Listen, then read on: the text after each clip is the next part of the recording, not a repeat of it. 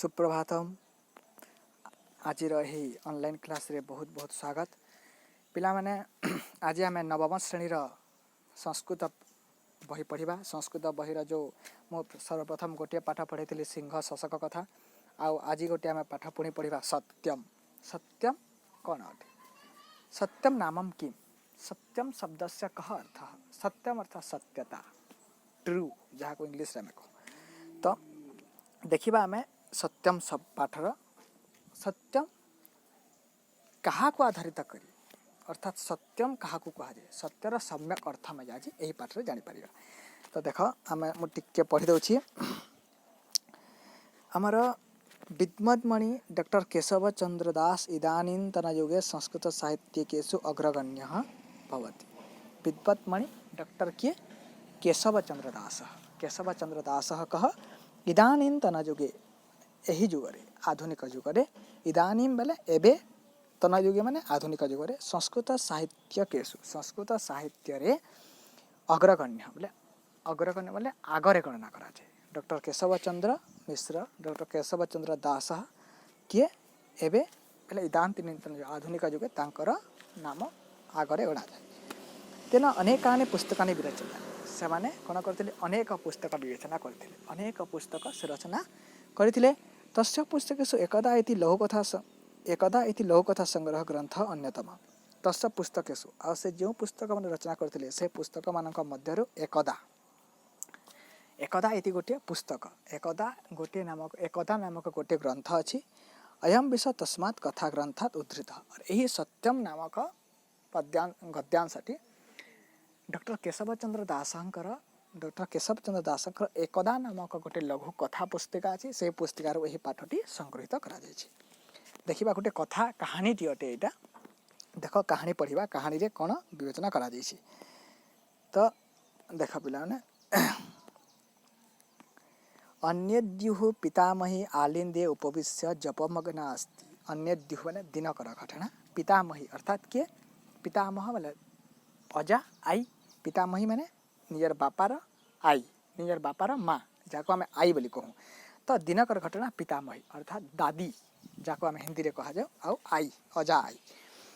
आलिंदे बारंडारे उपविश्य बसी जपमग्ना अस्ति बोले जप करुथिले। कौन करुथिले? जप। आलिंदे बारंडा बसी जपमग्ना माने जप करुथिले। पुलमजा उपाधान निकटे उपविश्य तस्या मुखम पश्यति। पुलमजा अर्थात तांकर गोटे ना अटे। पुलमजा तांकर गोटे घर छुआ गोटे बा पिला गोटे ना पुलमजा। उपाधान निकटे, उपाधान अर्थात से जो आम द्वारबंद जेनटा खिड़की कहूँ आम, उपाधान अर्थात टाटीर पाखरे बसी उपविश्य तस्या बोले, तस्या बोले कहार?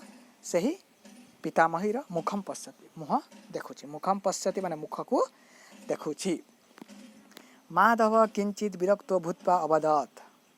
पुलमजा उपाधान निकटे उपविश्य तस्या मुखम पश्यति, अर्थात पुलमजा उपाधान निकटे बोले पुलमजा माधव किंचित विरक्त। तत्र माधव अपि कश्चन एक अस्ति। माधव मध्य गोटे सेठी थिले, माधव नामक जने मध्य सेठी थिले। किंचित विरक्त भूत्वा, टिके विरक्त हो गले, माने तांकर से जप को देखी से विरक्त हो गले। से कौन हेले? विरक्त हो गले। अवदत् आ कहिले, पितामही हे आई कथम न समापयसी, तुम केमिति समापन करून? तुम जो जप करुछ तुम केमिति तार समापन हेउनी, तुम केपे जप कर सारिबा बोली ताकू पचारिले। अद्य किम कथाम न श्रावयसि। अद्य माने आजी, किम कौन? कथाम कहानी, न श्रावयसि सुनाइबनी।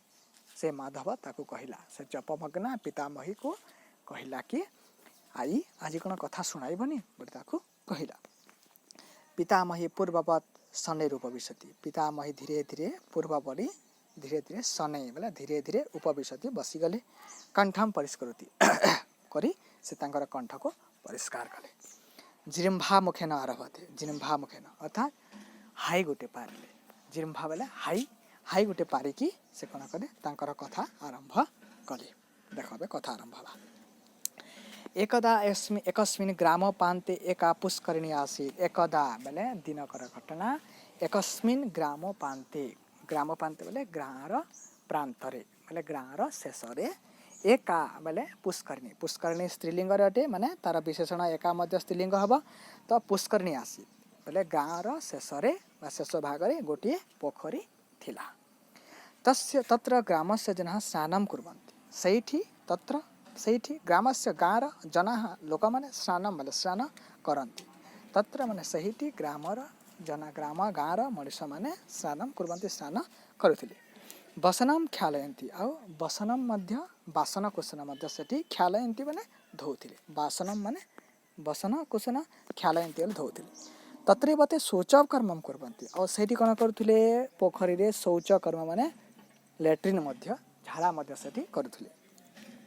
तस्मादपि जलमान्य पिबन्ति पाकादिकं च कुर्वन्ति और सही पोखरी पानी आनी जलम आनी पिबन्ति पिउथिले और पाकादि कर्म बोले रोषई करुथिले। पाक बोले रोषई आदि कर्म कुर्वन्ति च बोले रोषई मध्य करुथिले।